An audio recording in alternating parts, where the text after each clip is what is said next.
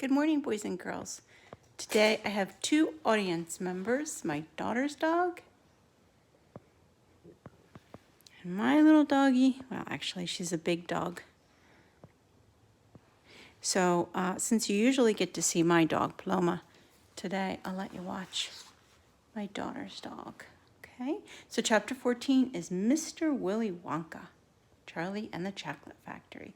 Mr. Wonka was standing all alone just inside the open gates of the factory. And what an extraordinary little man he was. He had a black top hat on his head. He wore a tailcoat made of beautiful plum-colored velvet. His trousers were bottle green. His gloves were pearly gray. And in one hand he carried a fine gold-topped walking cane. Covering his chin was a small, neat, pointed black beard, a goatee, and his eyes were most marvelously bright. They seemed to be sparkling and twinkling at you all the time. His whole face was alight with fun and laughter. And how clever he looked, how quick and sharp and full of life.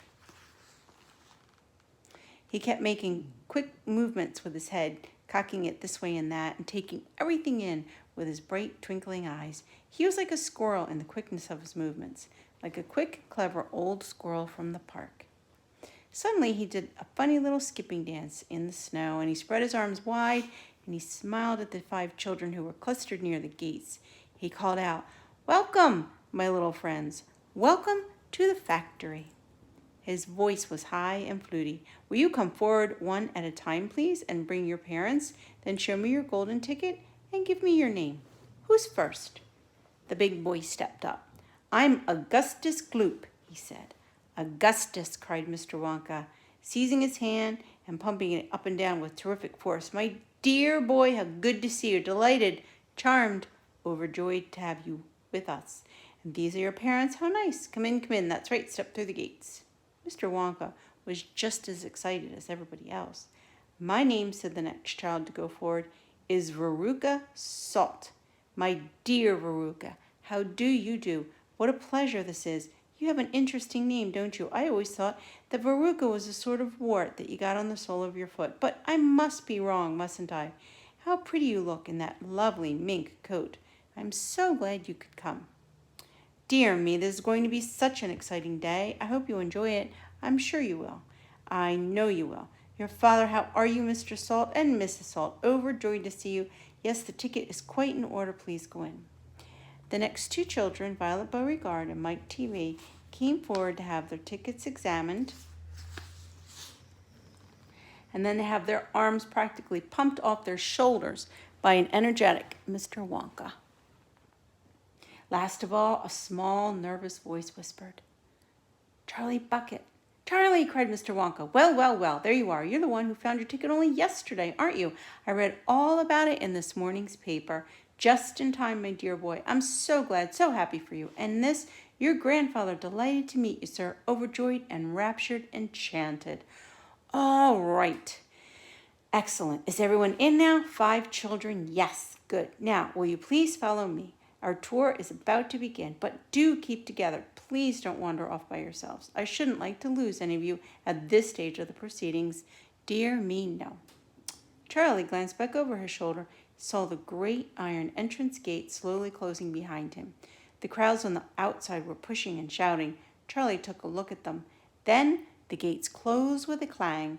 All sights of the outside world disappeared. "Here we are," cried Mr. Wonka. "Through the red door, please. That's right, nice and warm inside. I have to keep it warm inside the factory because of the workers. My workers are used to extremely hot climate. They can't stand the cold. They would freeze if they went outdoors. They'd freeze to death." "Who are the workers?" said Augustus Gloop. "All in good time, my boy," said Mr. Wonka, smiling at Augustus. "Be patient. You shall see everything as we go along. Are all of you inside? Good. Would you mind closing the door? Thank you." Charlie Bucket found himself standing in a long corridor that stretched away in front of him as far as he could see. The corridor was so wide that a car could have driven through it. The walls were pale pink. The lighting was soft and pleasant.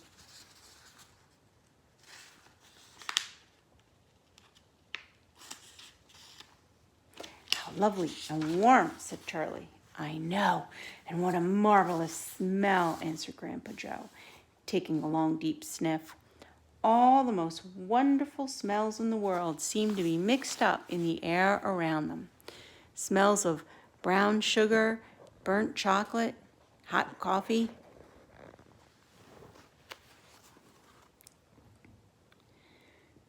melting chocolate, mint and violets and crushed hazelnuts and apple blossom and caramel and lemon peel. And far away in the distance from the heart of the great factory came the muffled roar of energy as though some monstrous, gigantic machine were spinning its wheels. This, my children, is the main corridor. Hang your coats and hats on the pegs and then follow me. That's the way. Good. Everyone ready? Come on then. Here we go. He trotted rapidly down the corridor with the tails of his plum-covered velvet coat flopping behind him, and his visitors all hurried after him. It was quite a large group of people when you think about it. Some grown-ups, 9 grown-ups, 5 children, 14 in all. So you can imagine there was a good deal of pushing and shoving as they hustled and bustled down the passage, trying to keep up with the swift little figure in front of them. Come on, cried Mr. Wonka. Get a move on. We'll never get around today if you dawdle like this. Soon he turned off the main corridor into another narrow passage. He turned left and left again, then right, then left, then right, then right, then left. The place was a gigantic rabbit warren with passages leading this way and that in every direction. Don't let go of my hand, Charlie, said Grandpa Joe. Notice how all the passages are sloping downwards. We're going underground, and the most important rooms of my factory are deep down below the surface. Why is that? Somebody asked. There wouldn't be nearly enough space for them up top. These rooms are going to be enormous. They're larger than football fields. No building in the world would be big enough to house them. But down here, I've got all the space I want. No limit, as long as I hollow it out. Mr. Wonka turned right and left and then right again. The passages were sloping deeper and steeper downhill now. Suddenly, he stopped. In front of him, there was a shiny metal door. The party crowded round. On the door, in large letters, it said, "The Chocolate Room." In Chapter 15, we're going to learn all about the Chocolate Room.